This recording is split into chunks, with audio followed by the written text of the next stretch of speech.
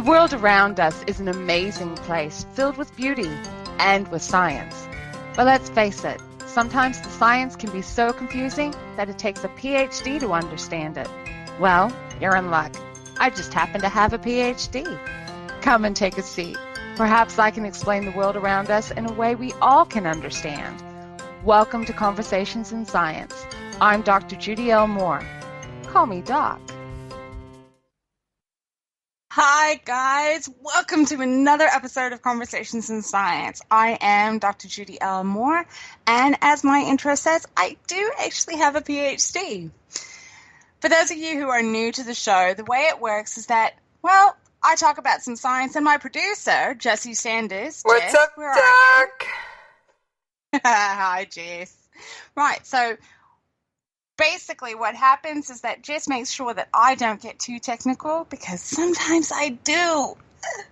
But Jess, I have something to say. Oh, what's the big news? Oh, there's no big news. I just wanted to say Happy New Year. Wait a minute. It's June. It's not Jewish New Year. Is it New Year's on Mars? It might be. I don't know about that one. But in New Zealand, the country where I live, it happens to be the Māori New Year, also known as Matariki. Okay, wait a minute. Who are the Māori? Okay, the Māori in New Zealand are actually the indigenous people. Well, might as well be the indigenous people anyway. And basically, they were here before the British settlers that came to New Zealand.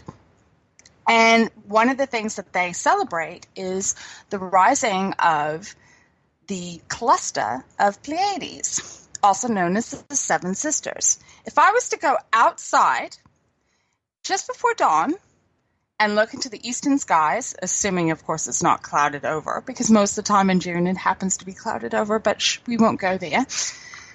But if I was to look into the eastern skies just before dawn, I would see the cluster of Pleiades rise above the horizon.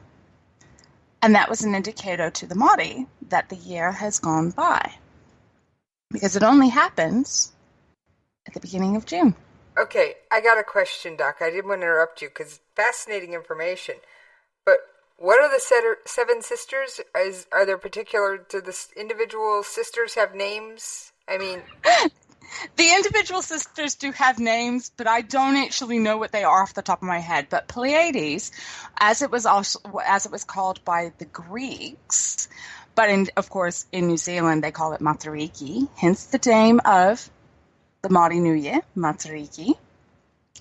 But what they are is actually galaxies, different galaxies that are sort of just popping up above the horizon.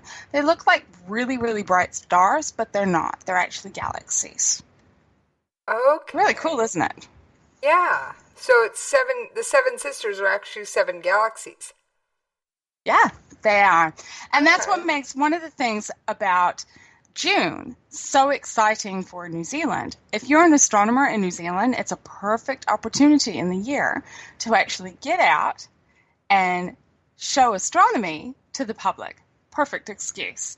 And there's another reason why it's a perfect excuse for us astronomers to have fun with astronomy in public. In New Zealand, we're in the middle of winter, or at least we are definitely getting very cold anyway. And so our nights are getting very, very long. Now, I live in Christchurch, which is quite far south, and where I am, at the moment, it is dark, as in the sun is down, at 5:45 at night. Okay, wow. That's early, Doc. It is very early.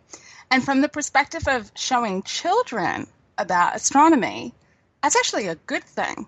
As we get closer and closer to the solstice, which is later in this month, so that's the longest day in the year in the northern hemisphere, or the shortest day in the year within the southern hemisphere, or longest night. In Christchurch, at latitudes that we're talking about within Christchurch, we can expect the sun to be down at about 5:30 at night, quite happily. Oh, wow. Now, question, can we see the Seven Sisters in the Northern Hemisphere? Yes, you can. Exactly where they are within the time scale of how things move, I can't tell you where they would be at right now because I'd have to look it up in the star chart. But yes, you can see the Seven Sisters in the Northern Hemisphere as well. They're actually it's an equatorial cluster, meaning no matter where you are in the world, you should be able to see it. Oh, that's cool. That's really cool. It's probably why the Greeks actually had their stories and their own myths about the Seven Sisters. Because, let's face it, Greece, Northern Hemisphere. All right.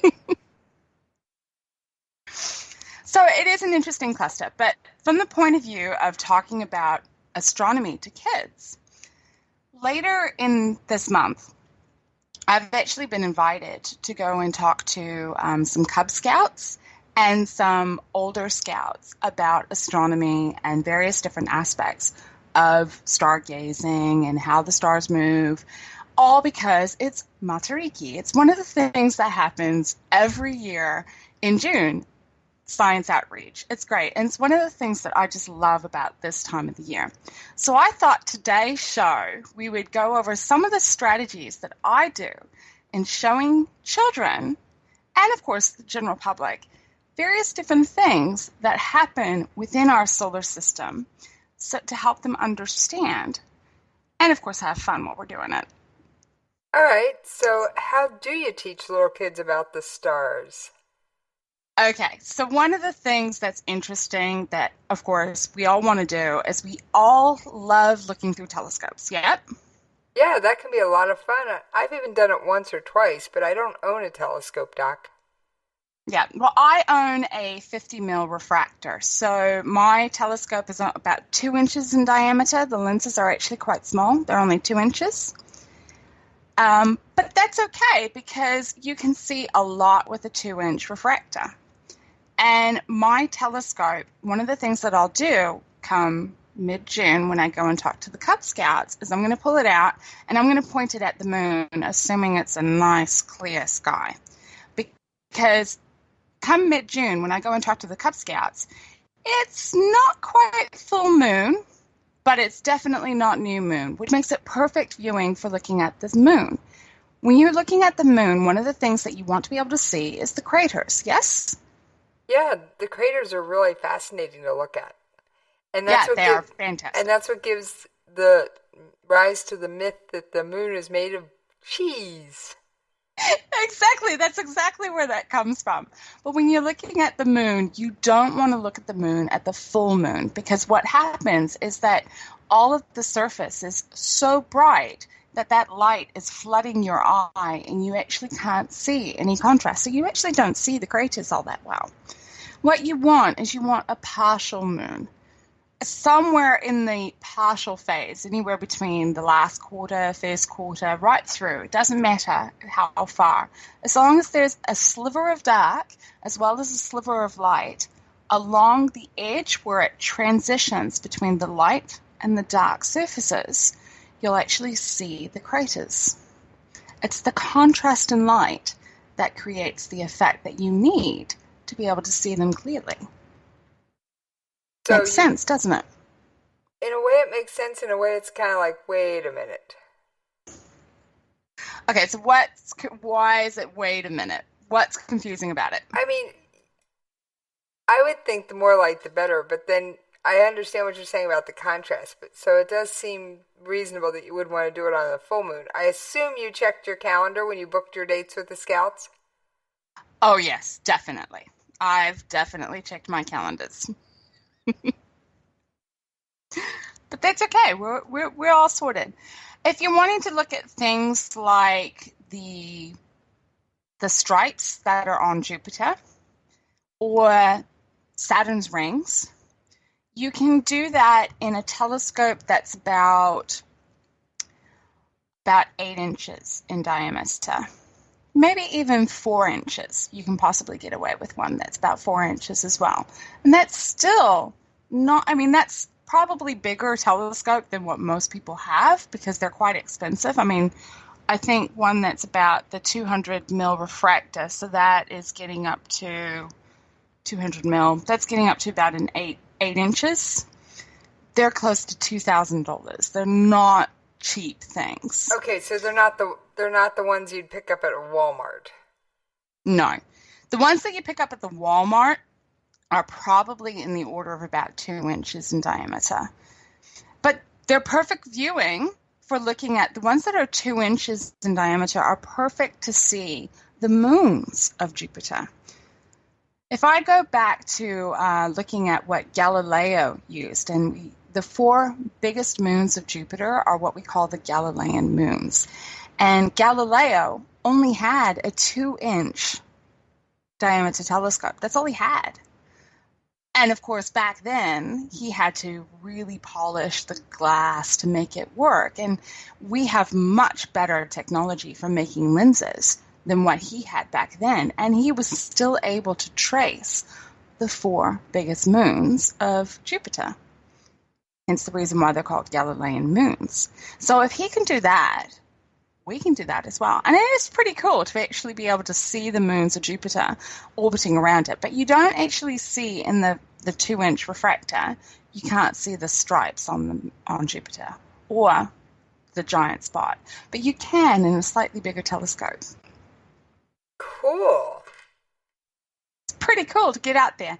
And I've done that. I've managed to get my hands on a 200 mil refractor, and I took it out for some scouts, and they had so much fun. They're like, oh my God, it really does have stripes. And it's like, yeah, it does. And it's not just a trick of light. It really does have stripes. And it's the same with the rings of Saturns. When kids see these things through telescopes, they suddenly realize that it's not just, digital tricks. They really do exist. It really does have things like that. So it's pretty awesome to get out there and do it. I'll bet their faces just light up when they see it for the first time. Oh, yeah, especially with the craters of the moon. They are just like, oh, wow. But some of the other things that I also talk to them about is things like the eclipses. You know how we have the solar eclipse and the lunar eclipse. There's a big eclipse here in the U.S. in August, I think. Yeah, and it's a solar eclipse, if I remember rightly. And it's a full one. Oh, I so would love to see a full solar eclipse. I really, really, really would. But trying to explain the concept of a full solar eclipse to children can sometimes get a little bit crazy. So what I do is I tend to get 3 kids to stand up from the group, one to pretend to be the sun, the other one to pretend to be the earth. So they have to spin around slowly and then orbit around the sun. Do the day spin and then go around the sun once every year. Why not? And then, of course, I have the 3rd child that pretends to be the moon. And they have to orbit around the earth while facing the earth. They're not allowed to turn around because, of course, we always see the same face of the moon all the time. It's never changed. Doesn't matter where it is in the sky. We always see the same face of the moon. So, of course, you have to convince the children to do that, and it's so funny to watch them while they're spinning around and getting all dizzy. But, of course, when I get them into certain configurations, I will stop them. And one of those configurations is where I have the sun, the moon, and the earth all lined up. And what I'll do is I'll ask the child who's pretending to be the earth if he can see the sun, or she, as the case might be. And, of course, they can't, because the moon's in the way. And that's a solar eclipse. The moon is in the way of the sun. It just so happens that even though the sun is so incredibly big, the size of the moon and the distance of the moon from the earth means that the angles and everything is such that from our perception, the moon is the same size as the sun. It's not, but it's just because of distances and angles and all of those sorts of things. But then trying to explain a lunar eclipse is a little bit more complicated because we don't always have a lunar eclipse. But for them to understand how it happens is that we need to move the sun, the earth, and the moon in that order. And then I asked the moon if they can see the sun. And of course the answer is no, because the earth is in the way. Okay. But what makes it confusing is that configuration of sun, earth, and moon is also the same configurations that's necessary for a full moon. Okay, now that would, I can see where that would get confusing, because you've already kind of lost me on all the configurations. Wow, it's a lot to keep in your head, Doc. It is a lot to keep in your head. Okay, so basically what's happening with the lunar eclipse is we have the full moon. It's always facing us, right? So when we have the sun, the earth, and then the moon, we see the full surface of the moon reflecting the sun's surface, okay? But the moon does not orbit the earth in exactly the same plane or exactly the same angles that the earth is orbiting the sun. Okay, so it's another one of those angles things. It is another one of those angles things. And then every so often, the moon crosses the same plane. And as a consequence, the earth is blocking the light coming from the sun, which is why the moon goes red for a while, and then it goes completely dark, and then it goes red again, and then comes out, and it comes out of the lunar eclipse. So the lunar eclipse basically is when the moon goes red. Okay, now is the red moon called anything special? Well, sometimes it can be called the blood moon, especially the moon that happens at around about August and September, and sometimes heading into October. I think I have actually seen one blood moon happen around about Halloween time, many years ago.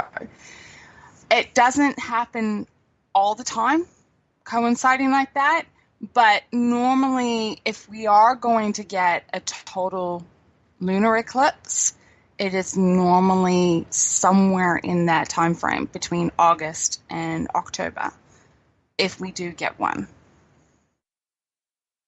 Okay. It's pretty, and you can calculate everything. It's quite complex on how they calculate how everything moves, but that's the way it works.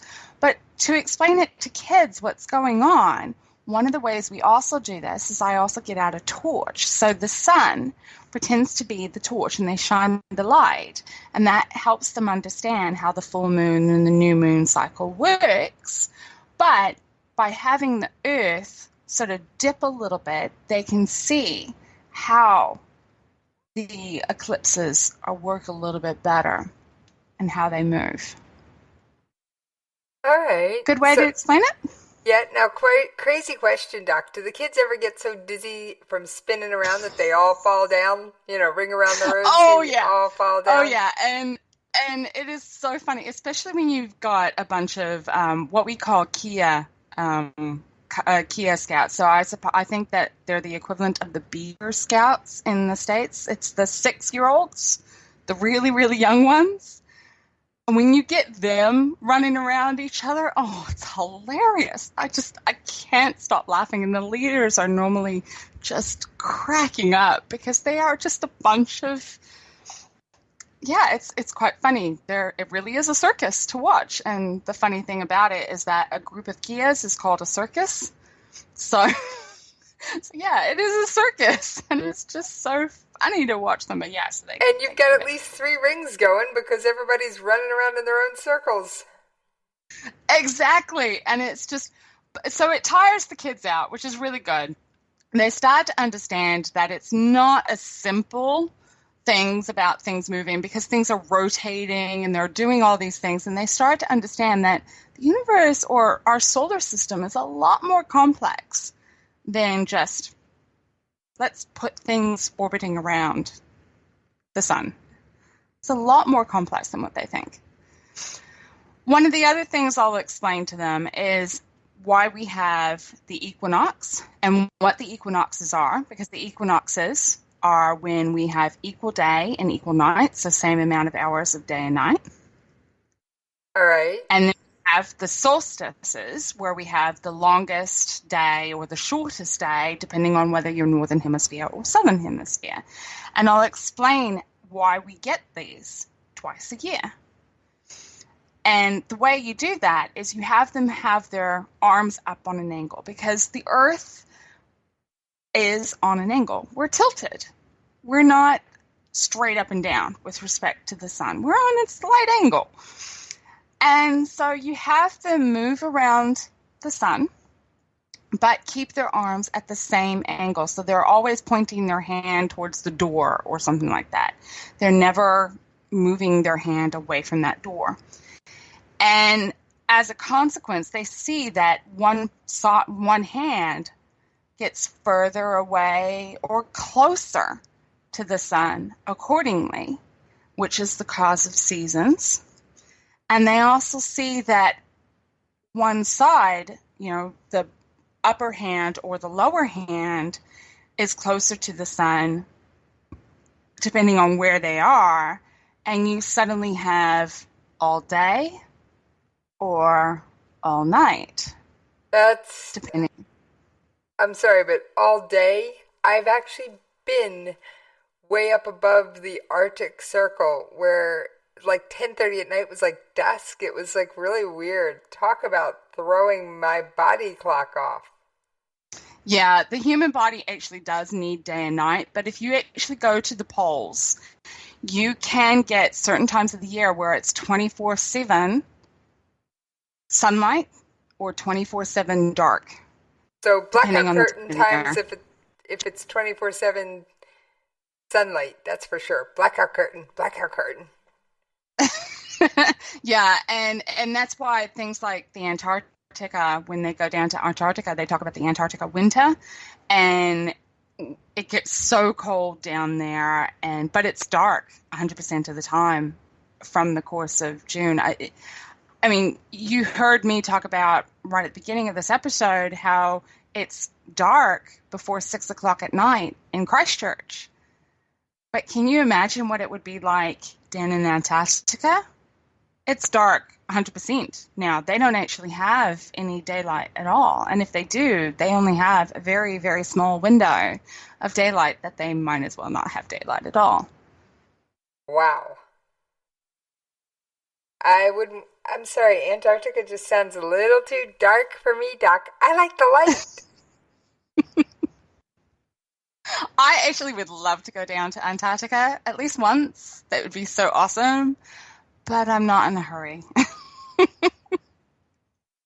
But it would be so cool for the astronomy side of things to have 24/7 dark. Because you don't have to worry about the sunlight getting in your way. Yeah. It'd be awesome. It'd be great stargazing. It really would. It would be really cool for stargazing. But you would only be able to see a small section of the sky. Is there an observatory down there? Yes, there is actually. It's on Plateau C, I think.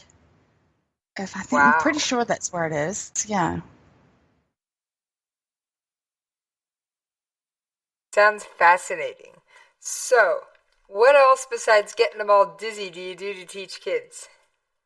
Okay, for the older scouts, and one of the things I will do is I'll actually take them out and I'll talk about the Milky Way.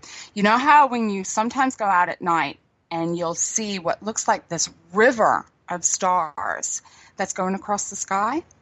Right.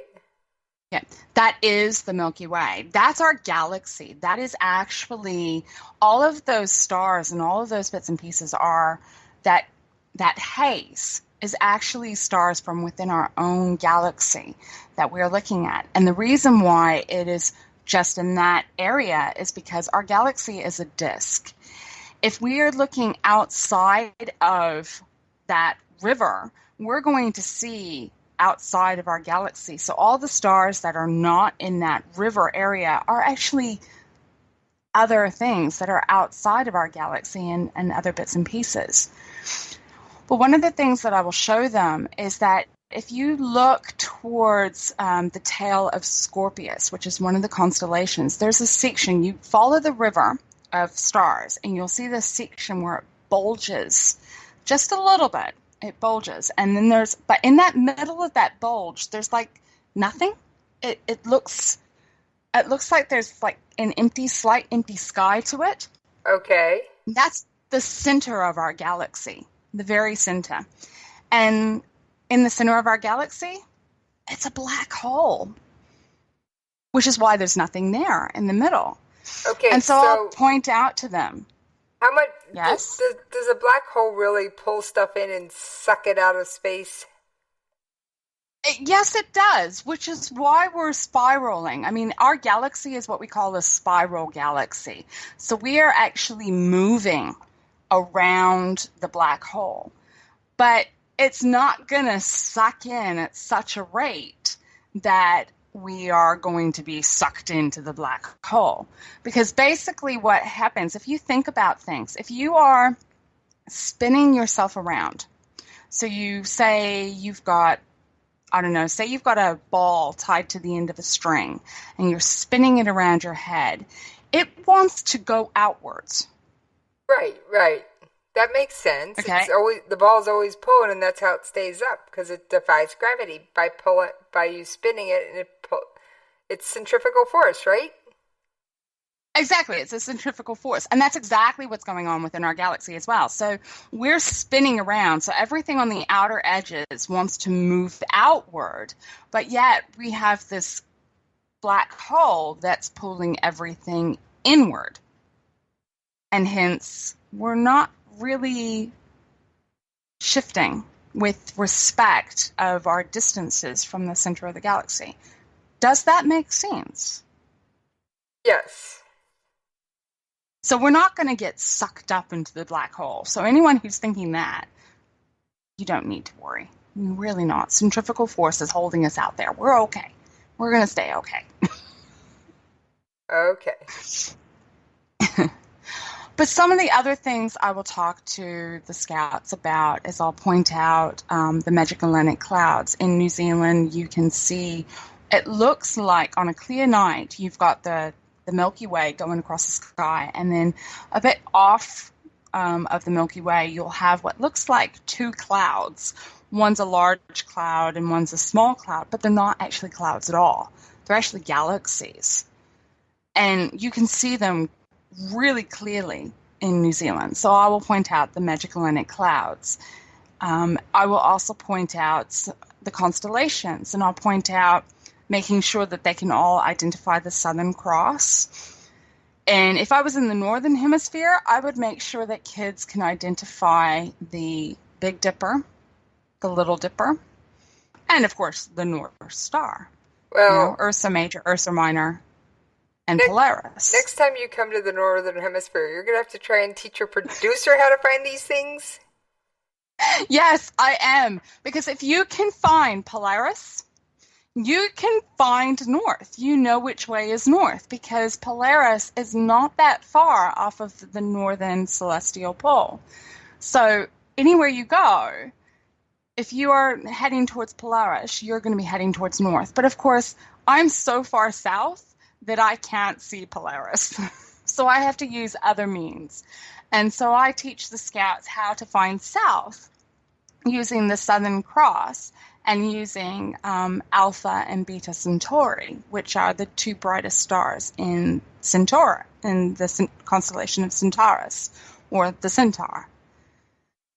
So I will point those out. But I'll also show them how they can find Orion. Of course, you can see Orion in the Northern Hemisphere, too. Right.